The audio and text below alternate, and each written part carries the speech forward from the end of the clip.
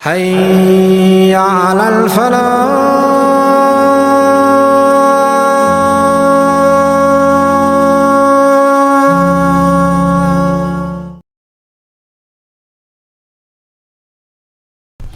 عربی next question ہے، ہمارے معاشرے میں عوام الناس کی اکثریت یہ سوال پوچھتی ہے کہ عام غسل اور غسل جنابت میں کیا فرق ہے؟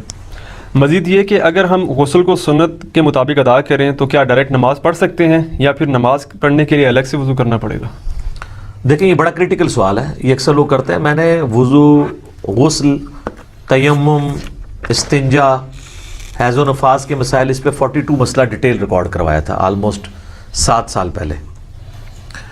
اس میں نے بتایا تھا سورۃ المائدہ میں سٹارٹ کے اندر ہی وضو کا طریقہ آیا ہے کہ چہرے کو دھویا جائے، اس کے بعد دونوں ہاتھ کونیوں تک، پھر سر کا مسح اور پاؤں کو دھویا جائے. بل یہ پاؤں کے مسح والا اختلاف بھی ہے اپنی جگہ.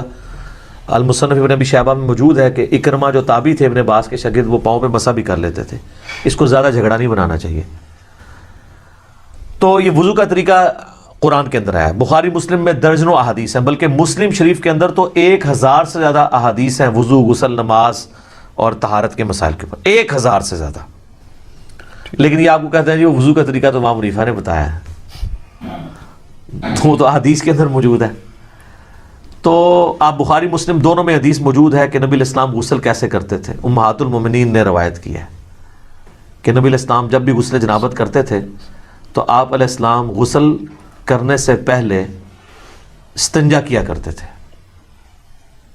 اس کے بعد آپ علیہ السلام زمین پہ ہاتھ مار کے مٹی لیتے تھے. اس زمانے میں ظاہر صابن تو نہیں ہوتا تھا، اور مٹی اس جگہ پہ ملتے تھے جہاں پہ مری وغیرہ لگی ہوتی تھی تاکہ اس کو صاف کر دیں. ظاہر وہ سمپل پانی سے تو صاف نہیں ہوگی. اس کے بعد آپ علیہ السلام، بخاری مسلم کے الفاظ ہیں کہ نماز کا سا وضو کرتے تھے، کلی کرتے تھے، غرغرے کے ساتھ سنت ہے، ناک میں پانی ادھر تک چڑھاتے تھے. اور وہ ابو داؤد میں الفاظ موجود ہیں کہ اگر روزہ نہ ہو تو پھر تو آپ اوپر تک چڑھائیں، روزہ ہو تو آپ بس نارملی جتنے ہے پانی ہے. اس کے بعد چہرہ دھوتے تھے، نماز کا سا وضو کرتے تھے، پاؤں چھوڑ دیتے تھے. اس کے اندر ایک حکمت تھی، کیونکہ کیچڑ تھا، نیچے پانی جمع ہوتا تھا، اور اس زمانے میں لوگ شلوار نیچے سے نہیں پہنتے تھے، تہمت ہوتی تھی، نیچے سے پہنے تو کیچڑ پاؤں پہ لگ جائے. تہمت میں جو کر رہا ہے تو وہ تو اوپر سے پہن لے گا اور پاؤں اس کے کیچڑ والے ہوں گے. اور بخاری مسلم میں الفاظ ہیں نبی علیہ السلام باہر آ کے پاؤں دھوتے تھے. آج کل ایسا نہیں ہے. آج تو ہم اس ازمائش سے گزر نہیں رہے. ہم تو ٹائلز والے باتھ روم میں ہوتے ہیں، ساتھ ساتھ پانی بہتا رہتا ہے، وہ پاک ہوتا جاتا ہے، نکل جاتا ہے. ورنہ تو ہماری مصیبت ہو جائے، ہم پہلے تولیہ باندھ کے باہر نکلیں اور پاؤں دھوئیں اور اس میں وہ چھینٹے بھی نہ پڑے، پھر شلوار پہنے. اب تو یہ ضرورت ہی نہیں اندر ہی، تو آپ پورا وضو بھی کر سکتے ہیں. اچھا، چونکہ نبی علیہ السلام وضو کرتے تھے اور اس سے پہلے استنجے والی جگہ سب کچھ دھو چکے ہوتے تھے، اور اس کے بعد آتا ہے پھر آپ علیہ السلام 3 دفعہ جو وہ سر پہ پانی بہاتے تھے، دائیں طرف بائیں طرف. ذرا وہ غسل ہوتا تھا ایک برتن اور بالٹی کے ذریعے، تو وہ اسی طریقے سے ہی ہوگا. آج کل تو شاور ہے، مسئلہ ہی کوئی نہیں ہے. تو اس کے بعد آپ پاؤں باہر نکل کے دھوتے تھے، اور اسی وضو کے ساتھ غسل کے ساتھ وضو بھی شمار ہو جاتا تھا.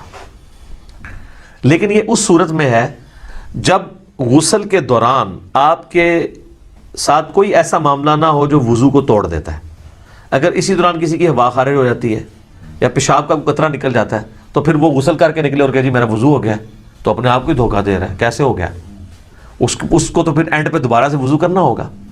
یا اسی دوران اگر شرمگاہ کو ہاتھ لگ جاتا ہے، اگرچہ اختلافی مسئلہ ہے لیکن کبھی دلائل اسی طرف ہے کہ نیکڈ اگر شرمگاہ کو ہاتھ لگ جائے، یعنی ڈائریکٹ پردے میں حائل ہو کے لگے وہ تو کوئی مسئلہ، ڈائریکٹ لگ جائے تو اس کا وضو ٹوٹ جاتا ہے. تو اس میں بہتر یہی ہے کہ احتیاط اسی میں ہے کہ آپ اینڈ پہ دوبارہ وضو کر کے ہی باہر نکلیں، کیونکہ بعض اوقات ہاتھ لگ ہی جاتا ہے اور اتنا دھیان بھی نہیں رہتا اس طرح کے معاملات میں. لیکن اگر یہ سارا معاملہ ہے تو کوئی مسئلہ نہیں ہے، پھر تو آپ کا وضو اور غسل اکٹھا ہی ہوگا، آپ کو دوبارہ وضو کرنے کی ضرورت نہیں ہے. مثلا آپ کو تالاب میں کوئی پھینک دے، دھکا بھی دے دے اور غوطہ بھی آ جائے تو ساتھ ہی سارا غسل اترے. سب سے آسان جو غسل ہے نا تالاب میں، 1 منٹ بھی نہیں چاہیے تالاب کا غسل کرنے کے لیے، آپ کو سیکنڈز میں غسل ہوتا ہے، کوئی پورا جسم دھل جاتا ہے. ٹھیک ہے. اچھا، اگلے زمانوں میں لوگ کپڑوں سمیت غسل کیا کرتے تھے، یعنی ایک لنگوٹا باندھ کے، پورا نہیں، جب کبھی اوپن جگہ پہ نہانا ہوتا تھا. آج کل بھی ایسے ہی ہوتا ہے. تو لیکن آج کل چونکہ باتھ روم ہے تو ہمیں ضرورت نہیں ہے. باقی دریا ایریا میں ابھی بھی آپ دیکھیں جوڑوں کے جو گیسٹ ہیں وہ لنگوٹا باندھ کے کر رہے ہوتے ہیں وہ. تو نیچے وہ باندھنا پڑتا ہے، ادروائز تو پھر ظاہر ہے وہ شرم و حیا والا ایشو ہو جاتا ہے. تو پھر اگر ایسی صورتحال ہوگی تو اگر کوئی وضو کے توڑنے والی چیز نہیں ہوئی تو آپ غسل کے بعد آپ کا وضو شمار ہو جائے گا، غسل جنابت ہو جائے گا. کئی شادی شدہ لوگ ہیں ان کو بالکل غسل کا طریقہ نہیں پتہ، ٹھیک ہے، اور ان کو بالکل پتہ ہی نہیں. باقی رہا عام غسل بھی سنت کے مطابق ہی کرنا چاہیے. عام غسل ویسے کون سا ہوتا ہے؟ وہ تاری لانا ہے جیڑا گرمی دور کرنا ہے، وہ غسل تو نہیں ہوتا، وہ تو خالی تاری لگانا ہے. ہر غسل سنت کے مطابق ہی آپ نے کرنا ہوگا. اگر عام غسل سے مراد آپ نے، صحیح بخاری مسلم میں حدیث ہے کہ جمعے کا غسل کیا جائے، اور مسلم میں الفاظ ہے کہ ہفتے میں ایک دن غسل کیا جائے، تو وہ سنت کے مطابق ہی کرنا ہوگا. یا عید کے اوپر غسل کرنا سنت ہے تو سنت کے مطابق ہی کرنا ہوگا، ٹھیک ہے.